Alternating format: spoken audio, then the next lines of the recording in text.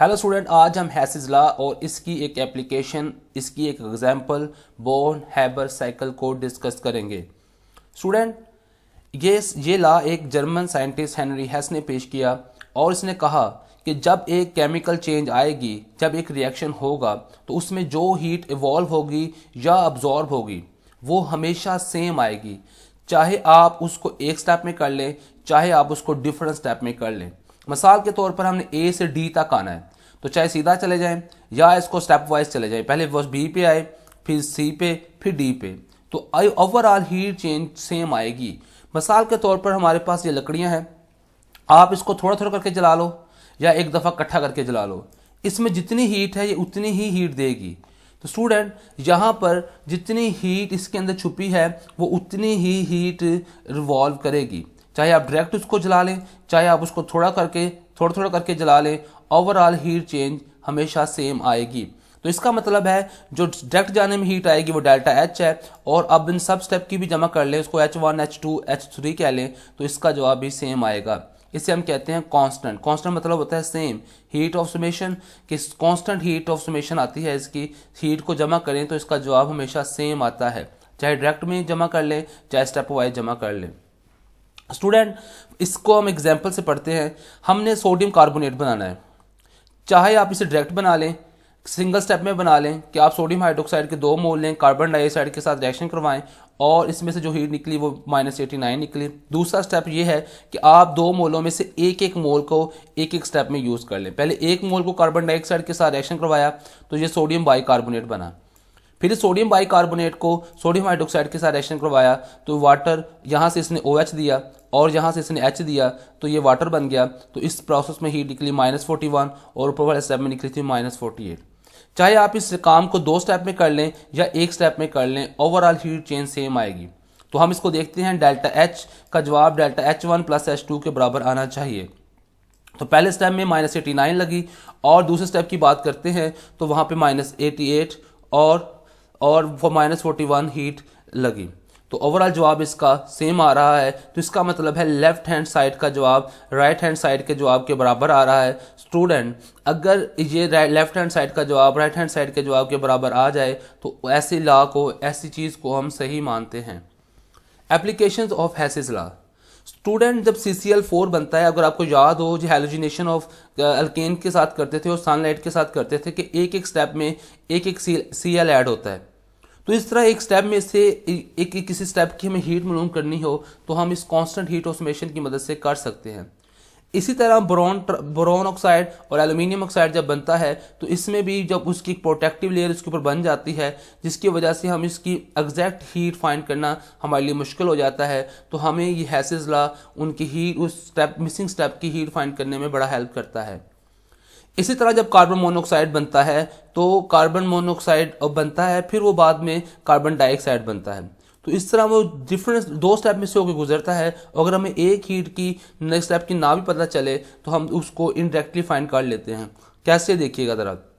Student, for example ये एक graph है हमारे पास, ये हमारे पास एक रिएक्शन है। आप डायरेक्ट CO2 भी बना सकते हैं या आप घूम के भी आ सकते हैं। पहले CO बनाया और उसके बाद फिर आधी ऑक्सीजन का रिएक्शन करवाया और उसके बाद से CO2 बनाया। तो इसका मतलब है कि हम ये पहले वाला स्टेप ये डायरेक्ट है, इसमें हम डायरेक्ट आ सकते हैं, तो डायरेक्ट भी आप जा सकते हैं। डायरेक्ट आपने कार्बन और ऑक्सीजन का रिएक्शन करवाया, CO2 बनाई तो इसमें हीट निकली -393। और दूसरा स्टेप ये था कि आपने इस A और B से गुजरे, पहले A स्टेप से गुजरे और इसमें आधी ऑक्सीजन का रिएक्शन करवाया, CO बन गया। हमें इसकी हीट का नहीं पता, इस H1 की हीट का नहीं पता। हमने इसके बाद CO बनाने के बाद फिर इसको दूसरे स्टेप में हाफ ऑक्सीजन के साथ मिला के CO2 बनाया। इस स्टेप का पता है -283 हीट निकली।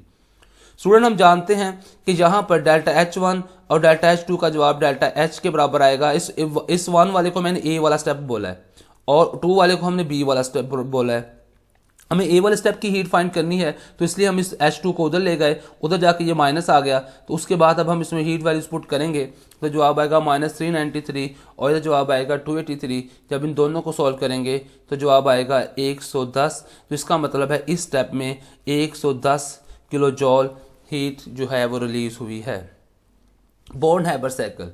स्टूडेंट, बोर्न हैबर साइकिल, ये 2 साइंटिस्ट थे, बोर्न और हैबर, फ्रिट्ज हैबर, और बोर्न ने इसको फाइंड किया और इसने कहा कि आपने फॉर एग्जाम्पल आप इस वक्त यहाँ पर हो, आप इस वक्त यहाँ पे हो और आपने यहाँ पर आना है।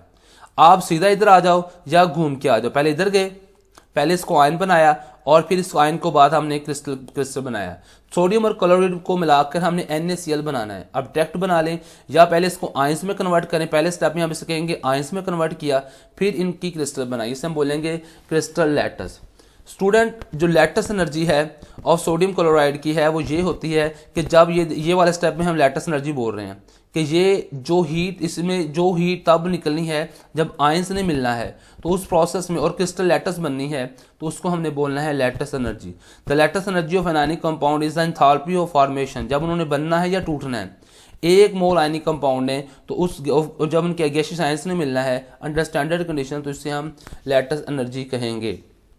तो स्टूडेंट, हमने ये फाइंड करनी है, हमने ये साबित करना है कि वाकई ही लैटिस एनर्जी का जवाब हमने निकालना है इससे। अगर हमने -787 निकालना है, आप इन दोनों स्टेप को अगर जमा करें तो इसका जवाब निकलना चाहिए। तो लेट्स सी देखते हैं स्टूडेंट। सबसे पहले हम देखते हैं कि हमने क्या करना है। तो अगर हम देखें तो हम इस वक्त यहाँ पर हैं, स्टार्ट पर। आपने इधर आना है, आपने इधर आना है, हम आप पे आके फिनिश करना है। आपके पास दो ऑप्शन है कि सीधा इधर आ जाए या आपका पास ऑप्शन है कि आप घूम के इस साइड पे आएँ। तो ये दूसरा ऑप्शन हो गया हमारे पास। तो स्टूडेंट, हम ये इस स्टेप को देखते हैं। तो स्टूडेंट, सबसे पहले हम यहाँ पर हैं। तो स्टूडेंट, हम यहाँ पर हैं तो हमारे पास हम पहले सोडियम सॉलिड फॉर्म में है और क्लोरीन गैस फॉर्म में है और मॉलिक्यूलर गैस फॉर्म में है। तो हमने सबसे पहले सोडियम सॉलिड को गैस में कन्वर्ट करना है। किसी मेटल को सॉलिड से गैस में कन्वर्ट करने को हम एटोमाइजेशन कहते हैं। तो हमें डेफिनेटली हीट देनी पड़ेगी, स्टेप में हमें हमेशा हीट देनी पड़ेगी। तो इसे बोलेंगे हीट ऑफ एटोमाइजेशन।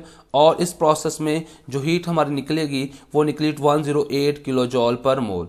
तो स्टूडेंट, अब हम दूसरे स्टेप में हमने क्या करना है, इसे हम बोलेंगे डेल्टा HAT। AT मतलब एटोमाइजेशन ऑफ सोडियम की। उसके बाद हमने सोडियम की जो गैस में आई है, हमने इसको आयन में कन्वर्ट करना है, इसका इलेक्ट्रॉन निकालना है और इलेक्ट्रॉन निकालने को हम बोलते हैं आयोनाइजेशन एनर्जी। तो इस स्टेप में हमने आयोनाइजेशन एनर्जी की है सोडियम की और इसका जवाब आ रहा है 496 किलो जॉल पर मोल। स्टूडेंट, इसके बाद हमने क्या किया, हमने क्लोरीन को जो है उसको वो गैसियस फॉर्म में और मॉलिक्यूलर गैसियस फॉर्म में है, तो हमने उसको एटॉमिक फॉर्म में लाना है। तो हमने इस स्टेप में क्या किया, हमने इस क्लोरीन को क्लोरीन गैस में लेकर आए और इसके लिए हमें उसको हीट करना पड़ेगा, उसका बॉन्ड तोड़ना पड़ेगा, एटोमाइज करना पड़ेगा। हम इससे भी कह सकते हैं एटोमाइजेशन। तो इसको बॉन्ड तोड़ने के लिए हमें जो एनर्जी देनी पड़ेगी उसे हीट ऑफ एटोमाइजेशन भी कह सकते हैं, heat of bond dissociation energy भी कह सकते हैं। तो स्टूडेंट, हमें 121 किलो जॉल पर मोल इस स्टेप में देनी पड़ी। अब देखिए, क्लोरीन में से एक इलेक्ट्रॉन हमने उसको देना है। तो स्टूडेंट, जो सोडियम से इलेक्ट्रॉन निकला वो हम जब इसको देंगे तो इसे हम बोलेंगे इलेक्ट्रॉन अफिनिटी, इसलिए दिया कि इसके ऊपर हमने आयन बनाना था। तो इस स्टेप के लिए हमें इसमें स्टेप में हीट निकलती है तो -349 किलो जॉल पर मोल हीट निकली। तो स्टूडेंट, एक स्टेप डेल्टा एच एक्स वाला स्टेप यहाँ पर आकर कंप्लीट होता है। तो अब हम इस वक्त यहाँ पर हैं स्टूडेंट। अब यहाँ पे हमारे पास हम यहाँ पे हैं तो अब हम सीधा अब यहाँ से इधर आना है, तो इससे हम बोलेंगे हीट ऑफ लैटिस। तो स्टूडेंट, हमने देखना है कि इस हीट ऑफ लैटिस का जवाब उतना ही है जितना हम पीछे कह के आए कि -787 निकलेगी। हमें इसको मालूम करना है, हमारे यहाँ इसको हमारे टारगेट इसको मालूम करने का है। तो स्टूडेंट, अगर मैं सारे स्टेप की बात करूं तो इसको मैं पहला स्टेप में हमने क्या किया था, सोडियम को सॉलिड थी और इसे गैस में कन्वर्ट किया था, इसको 108 किलो जूल एनर्जी निकली थी। दूसरे स्टेप में हमने सोडियम को पॉजिटिव आयन में कन्वर्ट किया था। तीसरे स्टेप में हमने एटम में कन्वर्ट किया था और चौथे स्टेप में हमने इसको इलेक्ट्रॉन देकर नेगेटिव आयन बना दिया। तो ये डेल्टा एच एक्स के अंदर 4 स्टेप हुए थे। जो सीधा स्टेप गया था हमारा उसमें 4 स्टेप हुए थे। स्टूडेंट, इसमें ये सीधा जाने में 4 स्टेप होते हैं। तो हमारे यहाँ अगर हम इस बात पे बात करें तो जो पहले सीधे जाने वाला स्टेप है ये डेल्टा एच एक्स, इसमें 4 स्टेप इन्वॉल्व हुए हैं। तो इसकी हीट निकालने के लिए हमें इन चारों स्टेप को प्लस करना पड़ेगा। तो स्टूडेंट, हमने heat of lattice energy find करनी थी, हमने heat of lattice energy find करनी है।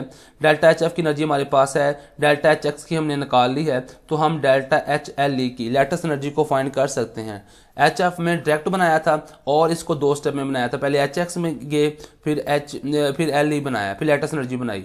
तो एच एक्स में 4 स्टेप हुए थे। तो उनमें हमारा पास क्या हुआ था, हमने हीट ऑफ उसको एटोमाइजेशन की थी, जहाँ पे एटोमाइजेशन आना है, और सोडियम की, और उसके बाद उसकी आयनाइजेशन एनर्जी की, फिर हमने heat of atomization of chlorine की, फिर हमने इलेक्ट्रॉन एफिनिटी ऑफ क्लोरीन की। तो स्टूडेंट इस तरह हमारे पास 4 स्टेप से रिएक्शन होकर गुजरा था। तो हम जब सबकी हीट जमा करेंगे तो हमारे पास जवाब आएगा, इसका जवाब ये सारे लिख दिए इसको, और हीट ऑफ फॉर्मेशन -411 आई थी। तो अब सिर्फ हमारे पास delta heat of lattice energy रह गया। तो हम जब इन सबको सॉल्व करेंगे तो इसका जवाब -787 किलो जॉल पर मोल आ रहा है। इसका मतलब है कि अगर हमें एक स्टेप की हीट नहीं पता चलता, अक्सर हमें लैटिस एनर्जी की अगर नहीं भी पता चल रहा, तो हम क्या करते हैं, हम इसको इनडायरेक्टली बाय यूजिंग हेसिस लॉ हम फाइंड कर लेते हैं। तो ये हमें हेल्प करता है ज़्यादातर लैटिस एनर्जी फाइंड करने में। हम लैटिस एनर्जी को जब हमारे पास उसमें डिफरेंट स्टेप से गुजरता है, आपके सामने पहले गैस बना, फिर एटम, फिर आयन बना, तो इस तरह वो क्या होता है, डिफरेंट स्टेप से गुजरता है। इसलिए हमें ये लॉ बड़ा हेल्प करता है लैटिस एनर्जी फाइंड करने में।